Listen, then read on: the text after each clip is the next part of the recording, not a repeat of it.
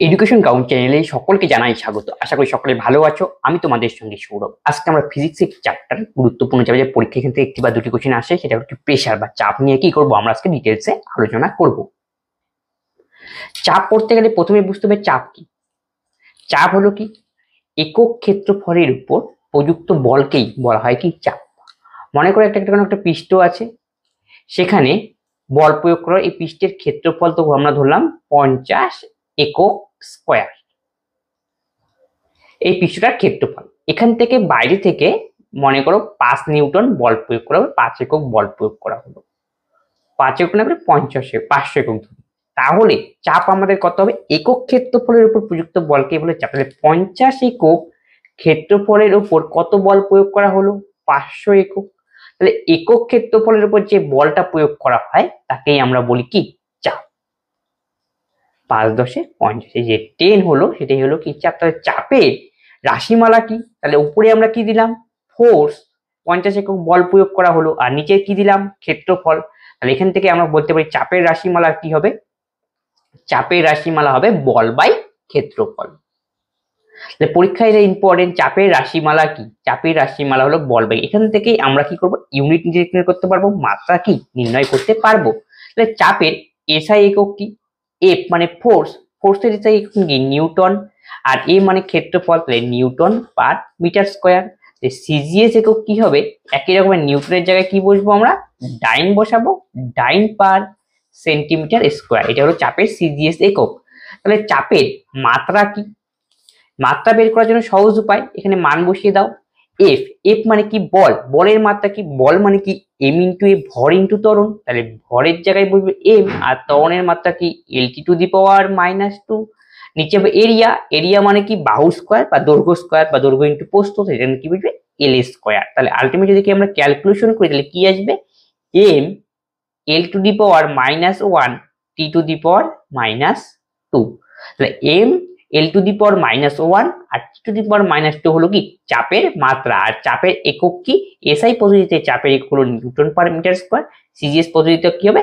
ডাইন per centimetre square. চাপ হলো একটা কি স্কেলার রাশি। চাপ কি? একক ক্ষেত্রফলের উপর প্রযুক্ত বলকে বলা হয় কি চাপ। চাপ সংক্রান্ত কতগুলো আমরা উদাহরণ জেনে নিই, এখান থেকে পরীক্ষা কি কোশ্চেন আসতে পারে। ছুরি দিয়ে ফল কাটা, এখানে কিন্তু চাপের কি প্রয়োগ রয়েছে। দেখো, আমরা যদি কোনো একটা মনে করো প্রশস্ত একটা কোনো লোহার কোনো দণ্ড নেই, সেটা দিয়ে ফল কাটার চেষ্টা করি, আর ছুরি দিয়ে বলবে, ছুরি কি হয়? একটা প্রান্ত কি হয়? প্রচন্ড কি শার্প হয় এবং কি ধারালো হয় একটা প্রান্ত, সেটা দিয়ে যদি আমরা ফল কাটি খুব সহজেই কি ফলটা কেটে যায়। কিন্তু সেই যদি ছুরি বাদ দিয়ে অন্য কোনো লোহার দণ্ড বা কোনো কিছু দিয়ে যদি আমরা কাটি উচ্চ মোটা দিয়ে, কিন্তু সহজে কি ফলটাকে কাটা যাবে না। কারণ কি? সেখানেই রয়েছে কি চাপের কনসেপ্ট। চাপের কনসেপ্ট কি? চাপ ইকুয়াল টু আমরা কি শিখলাম? বল বাই ক্ষেত্রফল। তার মানে বল যদি ফিক্স থাকে তাহলে ক্ষেত্রফলের সঙ্গে চাপের সম্পর্ক কি? ব্যস্ত সমানুপাতিক সম্পর্ক। তার মানে যদি ক্ষেত্রফল বাড়ে চাপ কমবে, ক্ষেত্রফল কমলে চাপ কি বাড়বে। তাহলে ছুরি দিয়ে ফল কাটা হলো, দেখো ছুরির যে অংশ দিয়ে ফল কাটা সেই অংশটা কি হয়? নিচের অংশটা কি হয়? একদম শার্প হয়, মানে ক্ষেত্রফলটা কম হয় উপরের কি তুলনায়। এই জন্য কি হবে? ক্ষেত্রফল যখনই কম তার মানে কি ক্ষেত্রফল কম, তাহলে চাপ কি বেশি। চাপ বেশি হওয়ার ফলে ফলটা সহজেই কি কেটে যাবে। এই হলো কি কারণ। কোনো তক্তায় কি সহজে পেরেক পুষলে কেটেই ফোটানো হয়। বালুতে মানুষের তুলনায় উট অনেক সহজে হাঁটতে পারে, কারণ কি? দেখো, উট যে রয়েছে, উটের উটের যে পায়ের যে পাতা রয়েছে, পায়ের পাতার কি আকার বেশি, মানে ক্ষেত্রফল বেশি উটের। আর মানুষের যে পায়ের পাতা রয়েছে তার ক্ষেত্রফল কি তুলনামূলক কি কম। কার তুলনায় কম? উটের তুলনায়। তাহলে উট যখন মরুভূমিতে হাঁটবে, উটের পায়ের তলার ক্ষেত্রফল বেশি, তাহলে ক্ষেত্রফল যখনই বেশি হবে চাপ তখন কি কম হবে। তাই উট বালুর মধ্যে সহজেই অনায়াসে হাঁটাচলা করতে পারে। কিন্তু মানুষের ক্ষেত্রে কি হয়? মানুষের ক্ষেত্রে পায়ের পাতার ক্ষেত্রফলটা কি উটের তুলনায় তুলনামূলক কি কম। ক্ষেত্রফল কম হলে পরে কি হবে? চাপটা কি হবে? মানুষের ক্ষেত্রে বেশি হবে। এই জন্য কি হাঁটতে কি অসুবিধা, পাখি ফেসে যাবে বালুর মধ্যে। এইগুলো কারণ।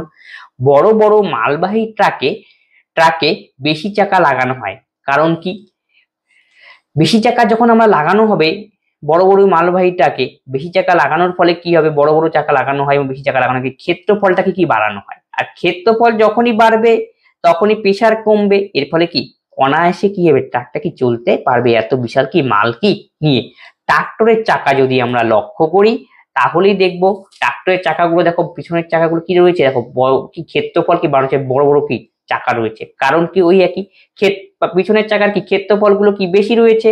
তাহলে ক্ষেত্রফল যখন বেশি হলো, তাহলে ক্ষেত্রফল বেশি হলে পরে কি হবে, আর ক্ষেত্রফল যখন বেশি হবে তখন চাপ কি হবে, কম হবে, আর চাপ যখন কম হবে তখন কি হবে, ট্রাক্টরে বাণিজ্য কি হয়, জলে কাদায় কি ট্রাক্টর চলাফেরা করে, ট্রাক্টর কি যাবে জলের মধ্যে কি সহজে কি ভাসবে।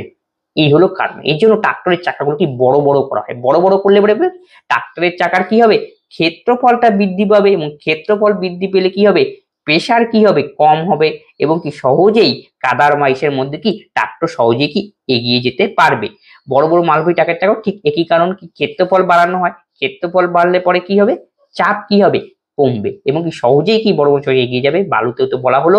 তারপরে দেখো ব্যাগের ফিতা চওড়া করা হয়, কারণ কি দেখো ব্যাগের ফিতাগুলো কি চওড়া করা হয় পিছনের পাশে, কারণ কি চওড়া মানে কি ক্ষেত্রফল বাড়লো, আর ক্ষেত্রফল যখনই বাড়বে তার মানে কি হবে, ক্ষেত্রফল বাড়া মানে প্রেসার কি হবে, কমবে, এর ফলে কি সহজেই কি আমরা ব্যাগটাকে বহন করতে পারবো। এই জায়গায় যদি চিকন মানে একদম সরু যদি দেওয়া যেত ফিতা তাহলে কি হতো, তাহলে কি ক্ষেত্রফলটা কমতো, ফলে প্রেসারটা বেশি হতো, ফলে ব্যাগটা ঘাড়ে করে নিয়ে যেতে কি হতো, অসুবিধা হতো। তাহলে বোঝা গেল রেল লাইনে সিমেন্টের স্লিপার বসানো হয়, কারণ কি রেল লাইন এর মধ্যে এরকম দেখবে স্লিপার বসানো থাকে, কারণ কি রেল লাইনের মধ্যে কি গাড়ি চলে, গাড়ি একটা ভার বা ওজন ক্রিয়েট করে, আর এখানে কি হয় রেল লাইনের কি বসে কি ক্ষেত্রফল বাড়ানো হয়, ক্ষেত্রফল বাড়ানোর পরে কি চাপটা কি হয়, কম হয়। ওই লজিককে কেন্দ্র করেই সেই ইউজ করেই রেল লাইনে কি সিমেন্টের স্লিপার কি করা হয়, বসানো হয়। এই হলো চাপ সংক্রান্ত কিছু কি এক্সাম্পল। এবার আমরা আলোচনা করি একটা ঘনত্ব সম্পর্কে। ঘনত্ব ইকুয়াল টু কি, ভর বাই আয়তন। তাহলে ঘনত্বকে বলা হয় ডেনসিটি, ভর বাই আয়তন, এটা হলো কি ঘনত্বের রাশি। তাহলে ঘনত্ব কাকে বলে, এটা একক আয়তনের হবে, একক আয়তনের বস্তুর ভরকে বলা হয় কি ঘনত্ব, একক আয়তনের বস্তুর ভরকে বলা হয় কি ঘনত্ব। ঘনত্বের তাহলে একক রয়েছে, ঘনত্বের এসআই একক আর সিজিএস একক। তাহলে ঘনত্বের এসআই একক কি, এম মানে ভর, তাহলে ভরের এসআই একক হলো কেজি, আর আয়তনের এসআই একক হলো কি মিটার কিউব। তাহলে ঘনত্বের এসআই ইউনিট হলো কি কেজি পার মিটার কিউব। তাহলে সিজিএস ইউনিট তাহলে কি হবে, কেজির জায়গায় বসবে গ্রাম, মিটারের জায়গায় বসবে সেন্টিমিটার তার কিউব। তাহলে ঘনত্বকে যদি বলে ঘনত্বের মাত্রা কত, মনে রাখার কোনো দরকার নেই, এম মানে কি মাস, মাসটাকে উপরে দাও, মাসের জন্য আমরা লিখি এম, আয়তনের জন্য লিখি কি এল কিউব, যেহেতু দৈর্ঘ্য ইন্টু প্রস্থ ইন্টু উচ্চতা মানে কি আয়তন তিনটা রয়েছে, এল কিউব হলো। তাহলে মাত্রা ইকুয়াল টু কি M L to the power minus, কি তো এখানে নেই তাই কি এখানে কি বসানো হয়েছে জিরো। আর ঘনত্ব কি রাশি, স্কেলার রাশি। মনে রাখবে 4 ডিগ্রি সেন্টিগ্রেড উষ্ণতায় জলের ঘনত্ব কত, 1 গ্রাম পার সেন্টিমিটার কিউব। এটাকে যদি আমরা এসআই তে কনভার্ট করলে এসআই তে হয়ে যাবে, কোনো অসুবিধা নেই। ঘনত্ব সংক্রান্ত কতগুলো এক্সাম্পল আমরা দেখে নেই। বরফ জলে ভাসে কেন, দেখো বরফের ঘনত্ব কি হয়, জলের ঘনত্বে বরফ যখন বরফ আমরা জল রয়েছে, জলটা জমে যখন বরফে পরিণত হবে তখন কি হবে, আয়তন কমবে, আর আয়তন যখন কমবে তখন আয়তনের সঙ্গে ঘনত্ব আমরা কি শিখলাম একটু, D equal to M by V. তাহলে আয়তনের সঙ্গে ঘনত্বের কি সম্পর্ক, জল জমে বরফে পরিণত হলে কি হয়, আয়তনটা বৃদ্ধি পায়। তাহলে ঘনত্বের সঙ্গে আয়তনের কি সম্পর্ক, ব্যস্তানুপাতিক সম্পর্ক, মানে কি যদি ঘনত্ব কমে আয়তন বাড়বে, ঘনত্ব বাড়লে আয়তন কমবে, তাহলে কি সম্পর্ক হলো, ব্যস্ত সম্পর্ক। দেখো উপর নিচে যখন থাকবে তখন ব্যস্ত সম্পর্ক। তাহলে জল জমে যখন বরফে পরিণত হয় তখন কি আয়তন বৃদ্ধি পায়, তাহলে আয়তন বৃদ্ধি পালে কি হবে, ঘনত্বটা কি হবে, কমবে, যেহেতু ব্যস্ত সম্পর্ক। আর যখন ঘনত্ব কমবে মানে জলের চেয়ে বরফের ঘনত্ব কম হবে, তাহলে জলের ঘনত্ব বেশি আর বরফের ঘনত্ব কম, তাহলে কি বরফটা কি জলের মধ্যে ভাসবে। গেল। রেডিয়েটরে আর একটা ভাষার ফলে কি সুবিধা সুবিধা রয়েছে। সুবিধাটা কি, জলের নিচে যে জীবগুলো রয়েছে কি সহজেই কি জলের উপরে তো বরফ থাকে, নিচে জীবগুলো কি বেঁচে থাকতে পারে। আবার অসুবিধাটা এখানে দেখো কি রয়েছে, রেডিয়েটরে জল জমে কি ঠান্ডায় কি তা কি বরফে পরিণত হতে ফেটে যায়। দেখো রেডিয়েটর মানে কি, যে গাড়ির যে বিভিন্ন ইঞ্জিন থাকে সেখানে রেডিয়েটর থাকে, আর সেখানে যে জল দেওয়া হয় সেই জলটা জমে বরফে পরিণত হয়। আমরা কি শিখলাম, জল জমে যখন বরফে পরিণত তখন তার কি আয়তনটা বাড়লো, আর আয়তন বাড়ার ফলে তাহলে কি হলো, ঘনত্বটা কি হলো, কমলো। ঠিক আছে, আয়তন বাড়লে ঘনত্ব কি কমে, তার জল জমে বরফে পরিণত হবে, বরফের আয়তন বাড়বে, তার রেডিয়েটরে তো নিশ্চয়ই নল থাকে, সেই যদি সেখানে যে জল জমে বরফের আয়তনটা বেড়ে যাবে, বরফের আয়তন বাড়লে পরে তাহলে কি হবে, এই নিচের প্রেসার ক্রিয়েট করে ফেলে পাইপ নলটাকে কি ফাটিয়ে দিবে। এই হলো কি কারণ। শীত প্রধান দেশে ঠান্ডা দিনে জলের পাইপ ফেটে যায়, ঠিক একই কারণ, জল জমে কি বরফের মধ্যে আয়তন বাড়বে, আয়তন বাড়লে কি হবে, নির্দিষ্ট আয়তন বেশি হয়ে যাবে, আর পাইপটা সেই কি আয়তন আর ধরে রাখতে পারবে না, পাইপ কি ফেটে যাবে। এই হলো কি কিছু এক্সাম্পল। এবার আপেক্ষিক ঘনত্ব কি বা রিলেটিভ ডেনসিটি, কোন পদার্থের ঘনত্ব এবং 4°C জলের যে ঘনত্ব, এই যে দুটো এর অনুপাতকে বলা হয় কি আপেক্ষিক ঘনত্ব। আমরা এখান থেকে তরলের যে চাপ রয়েছে বা ফ্লুইডের যে প্রেসার, সেই প্রেসারের ইকুয়েশন কি লিকুইডের তরলের ক্ষেত্রে, সেই ইকুয়েশন কি P = HdG, এটা একটু আমরা প্রমাণ করে দেখব।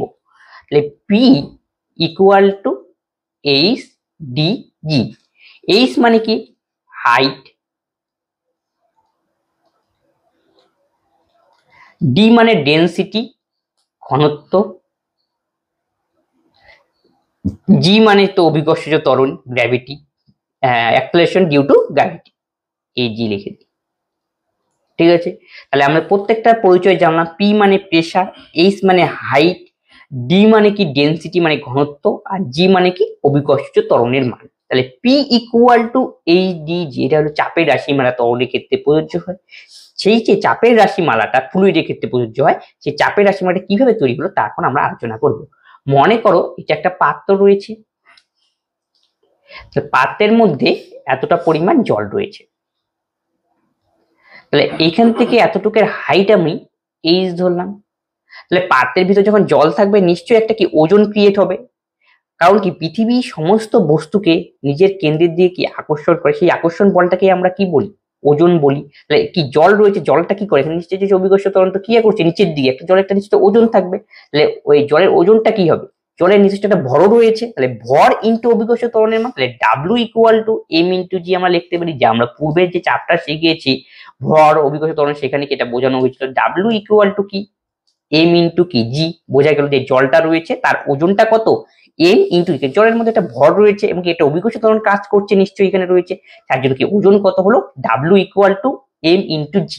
তাহলে আমরা পূর্বে শিখলাম চাপ ইকুয়াল টু কি বল বাই ক্ষেত্রফল, বল বাই ক্ষেত্রফল, ক্ষেত্রফল মানে কি যে নিচের পোর্শনে জল রয়েছে সেই অংশটার ক্ষেত্রফল হলো A গেল, আর F মানে বল, আর P মানে প্রেসার, H মানে হাইট মানে জলটা কত, আর D মানে এখানে হলো ডেনসিটি, জলের কি ঘনত্বটা কত সেটাকে আমরা বলি কি D, জলের ঘনত্ব হলো D গেল। তাহলে আমরা কি জানলাম, P = F/A, P মানে চাপ, চাপ = বল বাই ক্ষেত্রফল, তাহলে P F এর জায়গায় তাহলে আমরা কি F কি ওয়ান ওয়েট, পৃথিবীকে নিজস্ব একটা আকর্ষণ বল, সেই আকর্ষণ বল তুমি কি F, তাহলে F এর জায়গায় আমরা W এর মান বসাতে পারি, তাহলে F এর জায়গায় আমরা লিখলাম কি M × G, আর এরিয়া মানে কি ক্ষেত্রফল, ক্ষেত্রফলটা থাক। আমরা পূর্বে শিখলাম ঘনত্ব ইকুয়াল টু কি ভর বাই আয়তন, তাহলে আমরা এখানে দেখো M এর মান জানি, তাহলে M = আমরা লিখতে পারি D × V, তাহলে M এর জায়গায় আমি কি লিখতে পারি D × V, D × V × G by কত A। তাহলে উপরে কি রয়েছে, উপরে V হলো আয়তন, তাহলে V হলো আয়তন, আয়তন মানে আমরা কি জানি দৈর্ঘ্য ইন্টু প্রস্থ ইন্টু উচ্চতা, LBH, তাহলে LB মানে কি ক্ষেত্রফল, তাহলে আয়তন ইকুয়াল টু আবার আমরা বলতে পারি A × H, এই যে V রয়েছে V এর জায়গায় আমরা কি বসাতে পাবো A × H বসাতে পাবো, এই ক্যালকুলেশনটা আমি এইখানে করছি। P = D, তাহলে V এর জায়গায় আমরা কি বসাবো এখন A × H, A মানে ক্ষেত্রফল, ক্ষেত্রের মধ্যে লুকিয়ে রয়েছে দৈর্ঘ্য ইন্টু প্রস্থ, H মানে হাই দৈর্ঘ্য ইন্টু প্রস্থ ইন্টু উচ্চতা, তার মানে আয়তন, জি থাক, জি নিয়ে কোনো অপরে, নিচে কি রয়েছে এরিয়া, এই এরিয়া কাটাকাটি যাবে, তাহলে P = আমরা কি প্রমাণ করলাম HdG, এই হলো আমাদের প্রুফ। তাহলে এইচ মানে আমাদের মনে রাখতে হবে হাইট, ডি মানে আমাদের ডেন্সিটি, জি মানে হলো কি অভিকর্ষজ ত্বরণ। এই হলো P equal to H D G রাশিমালা। এবার আমরা পড়বো চাপ সংক্রান্ত পাস্কেলের সূত্র। পাস্কেলের সূত্র কি বলেছে? আবদ্ধ তরলের কোনো অংশে চাপ প্রয়োগ করলে সেই চাপ অপরিবর্তিত মানে ওই তরলের সর্বত্র সঞ্চারিত এবং চাপ তরল সময় পাত্রের উপর লম্বভাবে ক্রিয়া করে। এটা সহজভাবে বুঝিয়ে দিই। মনে করি যে পাত্র রয়েছে একটা, পাত্রের মধ্যে এখান থেকে প্রেসার ক্রিয়েট করা হলো, প্রেসার ক্রিয়েট এখানে ছিদ্র রয়েছে, এই ছিদ্র দিয়ে কি হবে জল নির্গত হবে, কারণ কি এখানে ছিদ্র করা রয়েছে আর এখানে জল হচ্ছে প্রেসার ক্রিয়েটের ফলে কি হবে চাপ সৃষ্টি হবে। এইগুলো সেই চাপের ফলে কি হবে যে জলটা নির্গত হবে সেটা কি হবে সব পাশে কি সমান চাপে কি নির্গত হবে। এটাই হলো কি পাস্কেলের সূত্র, যে চাপ প্রয়োগ করে চাপের ফলে কি সব পাশে জলটা কি হবে সমান চাপে নির্গত হবে, প্রত্যেকটা পাশে কি সমান চাপে নির্গত হবে। এই হলো পাস্কেলের সূত্র। এই পরীক্ষা এখানে আছে কোনখানে প্রয়োগগুলো কোথায় কোথায় ব্যবহার করা হয় পাস্কেলের সূত্র, সেটাই আমাদের পরীক্ষার জন্য ইম্পর্টেন্ট। প্রয়োগ করা হয় হাইড্রোলিক লিফটের মধ্যে এবং হাইড্রোলিক ব্রেকের মধ্যে। হাইড্রোলিক লিফট সাধারণত বড় বড় কারখানাতে ব্যবহার করা হয়, যেখানে মনে করেন গাড়ি রয়েছে, কোনো একটা ভারী বস্তু রয়েছে, এক জায়গা থেকে আরেক জিনিস থেকে উপরে উঠাতে হবে, সেই সমস্ত জায়গায় ব্যবহার করা কি এই হাইড্রোলিক লিফট। আর হাইড্রোলিক ব্রেক কোথায় ব্যবহার করা হয়? হাইড্রোলিক ব্রেক আমাদের বিভিন্ন কার বা গাড়িদের মধ্যে কি ব্যবহার করা কি হাইড্রোলিক কি ব্রেক কি ব্যবহার করা হয়। এই হলো কি পাস্কেল সূত্র, প্রয়োগটাই আমাদের পরীক্ষার জন্য সবচেয়ে বেশি কি ইম্পর্টেন্ট। এবার আমরা পড়বো প্রমাণ বায়ুমণ্ডলীয় চাপ। প্রমাণ বায়ুমণ্ডলীয় চাপ হলো কি গড় সমুদ্র পৃষ্ঠে 45 ডিগ্রি অক্ষাংশে 0 ডিগ্রি সেন্টিগ্রেড উচ্চতায় 76 সেন্টিমিটার পারস্তম্ভের চাপ, সেটাকে বলে প্রমাণ বায়ুমণ্ডল। এটা একটা স্ট্যান্ডার্ড ডেফিনিশন, এটা আমাকে মনে রাখতে হবে। আচ্ছা প্রমাণ বায়ুমণ্ডল চাপ, প্রমাণ বায়ুমণ্ডল চাপে কি পি ইকুয়াল টু আমরা কি জানলাম এইচ ডিজি। পি এর মান কত? প্রমাণ বায়ুমণ্ডল চাপে কি পি এর মান হলো 1.01325 এটাকে আসলো কিভাবে? সহজ ব্যাপার, পি মানে P equal to H D G আমরা জানি। এইচ এর মান কি বলছে? প্রমাণ বায়ুমণ্ডলে 45 ডিগ্রি যখন 76 সেন্টিমিটার পারস্তম্ভের চাপ, এই যে 76 সেন্টিমিটার হাইট, মানে এই 76 বসাও, আর ডি মানে পারদের ঘনত্ব বসাইতে হবে 13.6, আর জি মানে অভিকর্ষজ ত্বরণের মান আমরা যদি বসাই তাহলে 980 পয়েন্ট সামথিং, তাহলে যে অ্যান্সারটা আসবে ক্যালকুলেশন করে সেটা হলো কি এর সমান হবে। এখান থেকেই আসছে কি পি ইকুয়াল টু, ডাইরেক্ট মানটা তোমাকে মনে রাখতে হবে। পি ইকুয়াল টু কি পি এর মান হলো এত। এটা কিসের মান? প্রমাণ বায়ুমণ্ডলীয় চাপের মান। তাই ওখান থেকেও কিছু আমাদের বেসিক ফ্যাক্ট ডাইরেক্ট কোশ্চেন জিজ্ঞেস করে, এখানে বোঝাচ্ছে মুখস্থ এখানে বেশি করতে। 180 এটি মানে চাপের একক একটা কত 1.01 বার। 1 বার ইকুয়াল টু কত 10⁵ newton per metre square. 1 ATM কত 760 টন। প্রভৃতি কি সবগুলি কি ইসের একক চাপের একক, এগুলো নিউটন পার মিটার চাপের একক, বার চাপের একক, এটিএম কি চাপের একক। মেজার্ড বাই কি ব্যারোমিটার। কোন স্থানে বায়ুমণ্ডলের চাপ মাপা হয় কোন যন্ত্রের সাহায্যে? ব্যারোমিটার যন্ত্র। ব্যারোমিটার সাহায্যে কিছু কিছু কোশ্চেন আছে, সেটা আমরা এখন কি করবো আলোচনা করব। ব্যারোমিটার, এই হলো আমাদের ব্যারোমিটার যন্ত্র। ব্যারোমিটার যন্ত্রের সাহায্যে কি কি করা হয়, কাজ কি? আসলে আমাদের চাপের উপর কাজ করে কি ব্যারোমিটার কি চাপের উপর কাজ করার সাহায্যে আমরা জানতে পারি কি আবহাওয়ার বিভিন্ন কন্ডিশন সম্পর্কে আমরা জানতে পারি এই যন্ত্রের সাহায্যে। তাহলে এই যে ব্যারোমিটার যন্ত্রটা এটা আবিষ্কার করেছে কে? বিজ্ঞানী টয়সিট। পরীক্ষার জন্য ইম্পর্টেন্ট। এই ব্যারোমিটার যন্ত্রের মধ্যে যে ব্যবহার করা সেখানে কি কি ব্যবহার করা হয়? পারদ ব্যবহার করা হয়, এই জি মার্কিউরি। আর এককটা কোন এককে নেওয়া হয়? mmHg এককে কি নেওয়া হয়। বোঝা গেল? তাহলে ব্যারোমিটার যন্ত্রের আবিষ্কারটা কি টয়সিট। ব্যবহার কি হয়? বায়ুমণ্ডলের চাপকে মাপতে এবং চাপের উপর এটি হলো মেইন। এর সাহায্যে বোঝা যায় ব্যারোমিটারের পার্ট এর উপর নির্ভর করে যে কখন ঝড় হবে, কখন বৃষ্টি হবে, কখন কি আবহাওয়া পরিষ্কার থাকবে, তা কি এই কি এটার ওঠার পর জেনে যে বার প্যারাস্তম্ভের চাপ রয়েছে তা কি ওঠানামা করে ব্যারোমিটারের পার্ট, তার সাহায্যে নির্ণয় করা। পরীক্ষা এখান থেকেই কন্ডিশন দিয়ে কোশ্চেন আসে। ধরা যাক ব্যারোমিটারের পার্ট যদি হঠাৎ নেমে পড়লো, তার মানে কি হুট করে যখন নেমে পড়ে এখানে পার্টটা, তখন বুঝতে হবে কি ঝড় বৃষ্টি পর্যন্ত ঝড় বৃষ্টির কি সম্ভাবনা রয়েছে। আর যদি আস্তে আস্তে কি উপরের দিকে ধীরে ধীরে যদি নামতে থাকে তখন বুঝতে হবে কি বৃষ্টির সম্ভাবনা রয়েছে। হুট করে যদি নেমে যায় তাহলে ঝড় বৃষ্টি, আর ধীরে ধীরে নামতে থাকলে বৃষ্টির সম্ভাবনা, আর যদি ধীরে ধীরে আস্তে আস্তে উপরে উঠতে থাকে কি আবহাওয়া পরিষ্কার হচ্ছে। এই হলো কি আমাদের ব্যারোমিটারের প্রয়োগ। এখান থেকে প্রয়োগগুলি পরীক্ষার জন্য ইম্পর্টেন্ট এবং কে আবিষ্কার করেছে। আর কোন কি ব্যবহার করা হয় ভেতরে? পারদ কি ব্যবহার করা হয়। এই ছিল কি আজকের আমাদের আলোচনা। চাপ নিয়ে আমরা আলোচনা করলাম, এখান থেকে একটি কোশ্চেন পরীক্ষা আসার কি সম্ভাবনা রয়েছে। তবে আজকে যে ক্লাস করানো হলো এই ক্লাস সম্বন্ধে তোমার যদি কোনো ডাউট হয় তোমরা অবশ্যই আমরা কমেন্ট বক্সে কমেন্ট করবে এবং বন্ধুদের সঙ্গে এই ক্লাসগুলি শেয়ার করবে, সকলেই এই ক্লাসগুলি দেখে কি হেল্পফুল হতে হবে। আজকের ক্লাস আমরা এখানেই শেষ করছি, পরবর্তী ভিডিওতে আবার দেখা হচ্ছে। ধন্যবাদ।